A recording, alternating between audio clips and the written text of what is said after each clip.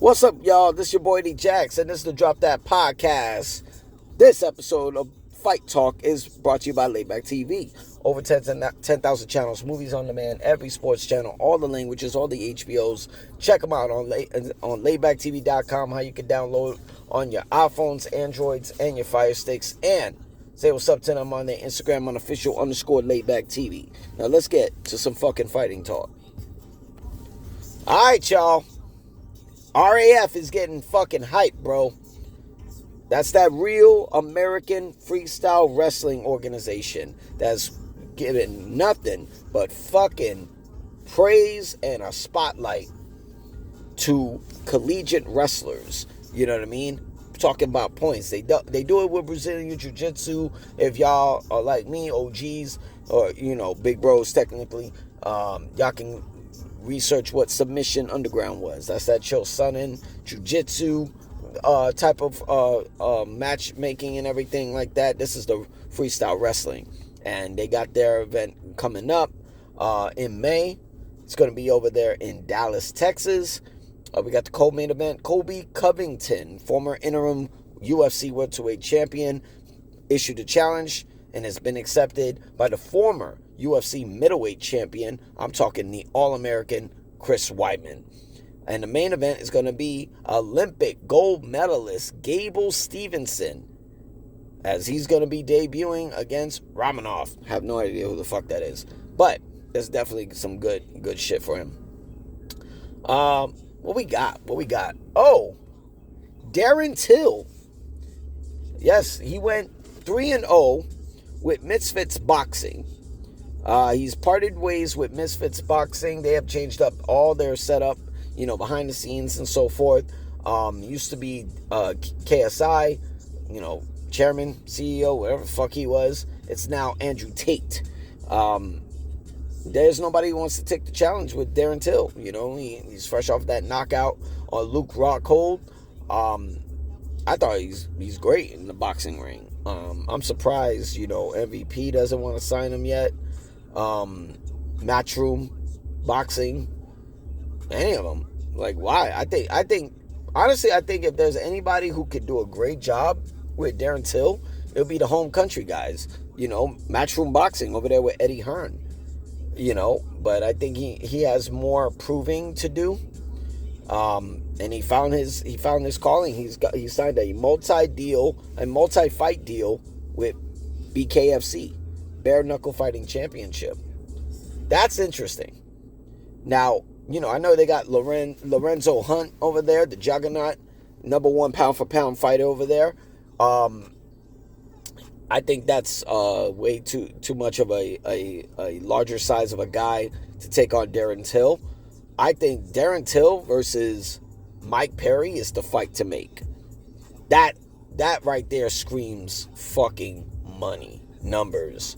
With the 1-2 that Darren Till got, Southpaw taking on Mike Perry, King of Violence. Like, see, when it comes down to Mike Perry, the Nate Diaz and Mike Perry fight that's going to happen over there May 16 with MVP and Netflix, there's a gamble, right? Neither one of them could lose, because it's clear as daylight that if they win, what's the next fight for them to make, right? Nate Diaz defeats Mike Perry. The trilogy between Nate Diaz and Conor McGregor is the fight to make. Finish it off. They're 1-1 apiece. But if Mike Perry wins, that trilogy is pointless to make, and you can still make Mike Perry versus Darren Till, BKFC, King of Violence on the line. Who knows? I want to see who they're going to match him up with. They're probably going to get his feet wet first at BKFC. Zuffa Boxing has signed 2 elite boxers. One of them undefeated. One of them is only 2 losses, but it's Puerto Rico's own Edgar Berlanga. Edgar Berlanga is now with Zuffa Boxing, and Richardson Hitchens is with Zuffa Boxing. Undefeated Richardson Hitchens. That's crazy. They're getting everybody. Zuffa is on another fucking level. You know what I'm saying? They got Jai Apata, who's the cruiserweight champion. You got Conor Benn. Conor Benn is going to take on Regis this Saturday on Netflix. That's crazy. I can't wait for that fight. You know, they're on the Tyson Fury, the co-main event to the Tyson Fury fight. Yeah, I want to see. You know, they're going to put the best fighting the best. I'm just want to know how they paying them. That's a lot of people they're signing. But yeah, the Tyson Fury fight, I have no idea who the fuck he's facing, but he looks like a rushing specimen of a fucking monster. But Tyson Fury's returning this Saturday. I know Deontay Wilder defeated Derek last weekend, and a lot of people want to see finally AJ versus Deontay Wilder. I don't. I fucking don't. We had an opportunity, right? We had an opportunity. Turki Al-Sheikh, His Excellency Turki Al-Sheikh, gave the opportunity for Deontay Wilder and Anthony Joshua to fight. He put them both on a fucking December card. If they both win, they fight 4 months later. Deontay Wilder got knocked the fuck out. Anthony Joshua knocked the other guy out. And that's how we ended up with Anthony Joshua versus Francis Ngannou. What fucking bullshit is that? Why do we need to see it?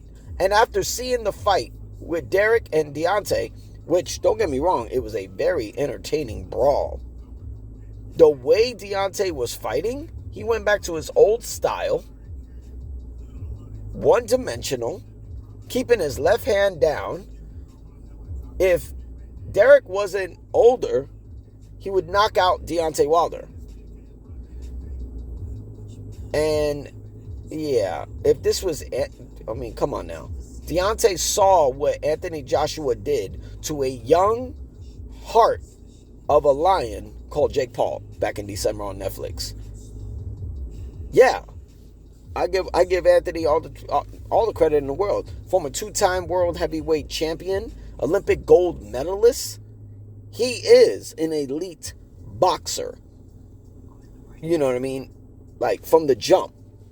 I didn't think Jake had a chance unless he caught Anthony slipping.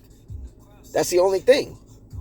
You know what I'm saying? That's the only way that Jake would have won, if he caught AJ slipping and landed the right hand. Because AJ had been knocked out before. But he didn't. AJ came there ready, trained, took it on short notice, still landed that right, knocked down Jake Paul. Jake is too fatigued, and his jaw is fucking broken in 2 places.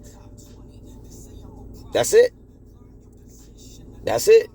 Now, he didn't sleep him, but he did make him unable to continue.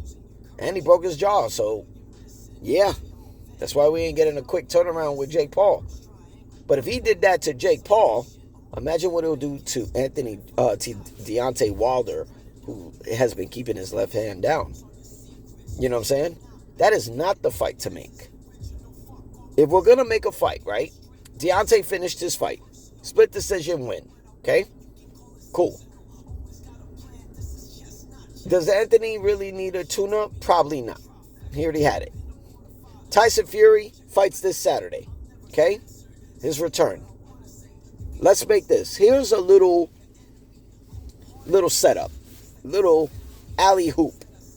And we talking to Netflix. I think they should capitalize on this opportunity. Later this year, you know, I know they don't do no quick turnarounds. You know, maybe November or December or something like that. O2 Arena. Or stadium. I say fuck it, put it in a stadium. Tyson Fury, if he wins, and if Francis Ngannou wins his MMA fight on Netflix next month, here's the co-main event. Deontay Wilder versus Francis Ngannou.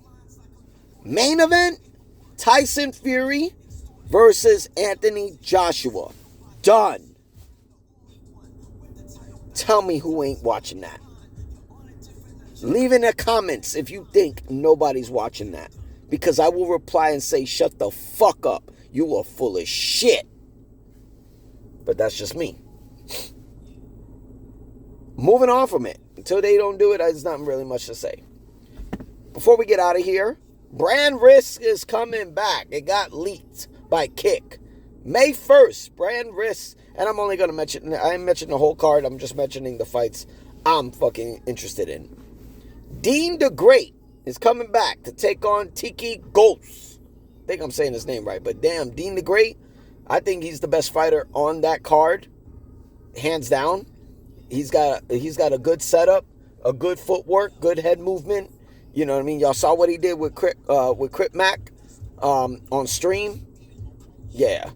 They need to start figuring out a way to get his ass in the main event. Right? Because there ain't no fucking way that Dean the Great is on an undercard below Adam 22 versus Crip Mac. He already knocked the fuck out Crip Mac with a good 1-2. And Adam 22 is fresh off of losing to Jason Love back in January. No fucking retaliation, no activity whatsoever. I mean, I think they're handing Crip Mac to Adam 22 to get the 22-ster a dub. And if that's what they're going to do, I think, shit, that's sad, yo.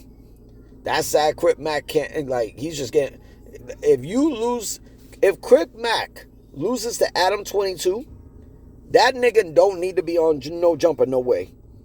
At all, ever again. Get the fuck out of here. Because you let a small-ass nigga named Dean the Great, who's good, I ain't going to say he's not, it's just a real bad gap of a weight limit. I'm sorry, a weight discrepancy. And then you can't even beat Adam 22 fresh out of prison? Nah. I'm good on that. But if they ever did Dean the Great versus Adam 22, I got Dean the Great whooping the shit out of Adam 22, regardless the weight difference. Baby Alien, that's right, porn star Baby Alien. That nigga be fucking baddies, you know what I'm saying? Taking on Pio Ladagina Gan. I can't even say that little motherfucker's name, but I know of them. I just can't pronounce their fucking name, so we're gonna call them Pio Latinga. Piolantica Garcia taking on Baby Alien. Damn. I got Dean the Great. I got Adam 22 getting an easy dub to Crip Mac if trained correctly. I got Baby Alien beating the other one because Baby Alien be fucking bad bitches that are bigger, not taller, bigger than him. Talking BBLs, fake titties, all of that shit. You know what I'm saying? And he got the cardio to take them out. I think he got the cardio to take somebody out his size. We got DDG taking on XQC. I don't know about that one. But in the main event, this is the weirdest shit. 6ix9ine, Tekashi 6ix9ine taking on Little Baby. I don't know how I feel about this one. I'm gonna need to see footage because 6ix9ine and Lil Baby are known to talking shit. Yeah, they're rappers and everything, but they're known for talking shit.